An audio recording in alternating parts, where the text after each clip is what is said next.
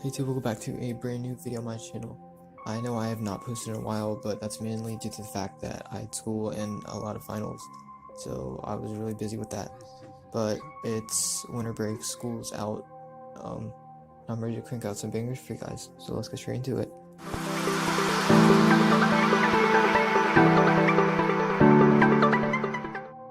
A few days ago, LeBron was accused of tampering by some NBA GMs. He was accused of tampering Anthony Davis, of course. However, LeBron was not really in the wrong here. He was forced to answer the question because a journalist essentially asked him whether he would enjoy playing with Anthony Davis or not.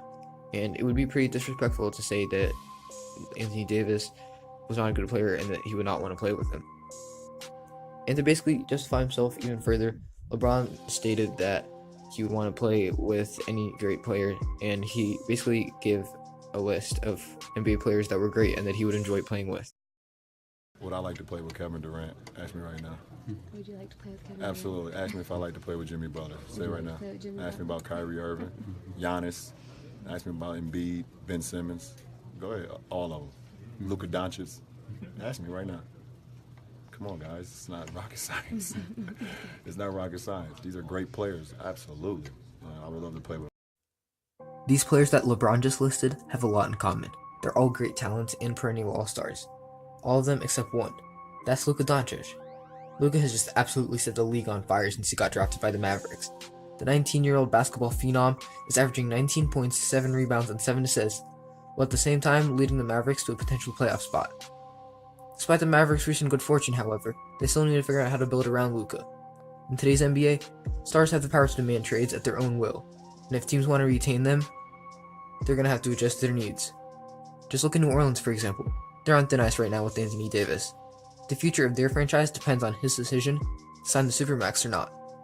So today, I'm going to be going over some of my thoughts about what types of players and what different types of skill sets Luka needs around him to help optimize his talent and help Dallas to succeed in the future.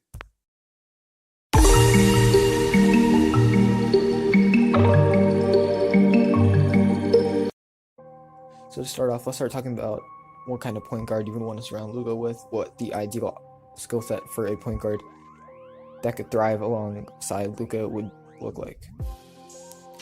So obviously you want a point guard that can handle the ball, be a floor general, not really turn the ball over too much, but you would also not want him to be overly ball dominant like John Wall or Russell Westbrook, because your main superstar is still Luka on your team and you're trying to run your offense through him, not the point guard. By the way, Rick Carlisle also runs a really good two-point guard system. He did it in 2011 when the Mavericks won the championship. He had Jason Kidd starting at the 1, and then JJ Barea starting at the 2. As you know, that was pretty successful. Also, you don't need your point guard alongside Luka to be a lockdown defender, but it would be good to have him play at least decent to mediocre defense somewhere like that, so you don't have to worry about bringing in another elite defender to guard the other team's best guard. Also, you would want your point guard alongside Luka to be able to stretch the floor so Luka can kick it out to him. It's really going to help. In a modern NBA offense, you want as many people to stretch the floor as possible, and it's always good to have that. Also, here's some comparisons of the ideal point guard next to Luka Doncic in today's NBA.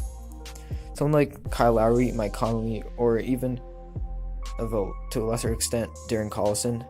These three guys, they can all stretch the floor. They're all floor generals. Maybe not as much for Darren Collison, but he still plays great defense and he can still stretch the floor. All three of them have all the skill sets that I just mentioned. And the Dallas Mavericks, they do have two young point guards on the roster, in Jalen Brunson and Dennis Smith. I think Dennis Smith is never going to be really a floor general, a non-ball dominant player, because he's going to need the ball in his hands to go drive to the rim, to be a slasher and all that stuff. I don't think he's really ever going to develop enough to fit next to Luka Doncic. I think they're better off if they trade him for either some good assets or someone else that can help Luka develop.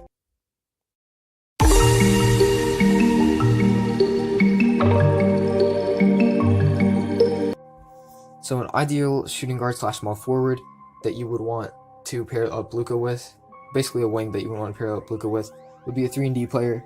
That obviously means they're going to have to be able to stretch the floor, and preferably guard the opposing team's best offensive player. You don't necessarily need them to be a ball handler, because you already have your point guard and Luka who can both handle the ball. Modern day examples of this are Josh Richardson, Robert Covington, and Danny Green. If you want to pair him up with more of like a star, you could consider a player that's similar to Paul George and Jimmy Butler. I'm not saying that they're going to trade for any of them, because they obviously won't, but a player similar to those players I could see working alongside Luka pretty well.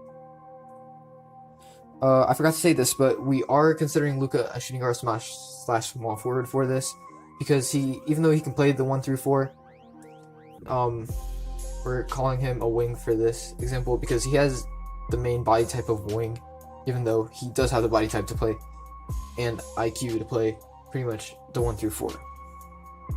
He actually has a player who can fit this role on his roster right now. That's Wesley Matthews. He's not necessarily a lockdown defender. He can't really guard the other team's best player and lock him down, but he's still a solid defender, and he's been really hot from 3 this season, actually shooting about 40%. So it would be great to re-sign him for next season if they can get him for a lesser price than he's being paid right now. He's currently overpaid by a lot, but he also doesn't really match up with Luka's timeline. So if they're going to get a younger player in the future that can fill the same role, that would be great.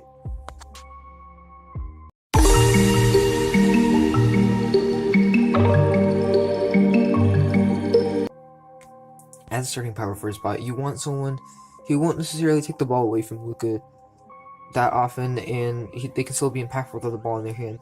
You want someone that can maybe switch onto guards and forwards and be versatile like that. Or you could get a stretch 4 who can help space the floor out for Luka to operate in the paint more often, as he has a really nice floater game. You also could get a second option for Luka at the 4, someone who can score. Someone like Julius Randle would fit really nicely next to Luka. Randle is athletic enough to switch onto multiple positions. He isn't really a stretch 4, but you still have to respect his outside shot. Defenders are still going to have to close out on him. He's averaging about 19 points and 9 rebounds with the Pelicans this year, and he can only get better. He has a player option for next season, which he's probably going to decline because he's playing way higher than the standard of pay that he's getting. But the Mavericks may be able to snag him. He also matches up with Luka's timeline quite well. Getting him on the team will help with their chemistry, and they could grow alongside each other. However, this is just an idea I have. There are many other options. Maybe the Mavericks could draft someone into that position, or maybe they can get someone later on in Luka's career. They have Harrison Barnes starting at the 4 right now. Harrison Barnes doesn't really fit with Luka. He's a lot older than him. He's more of a veteran, and he takes the ball out of Luka's hands very often. He's more of a scorer. He could be a 4th or 5th option on a championship team, in my opinion, but I just don't think that they necessarily mesh well with each other.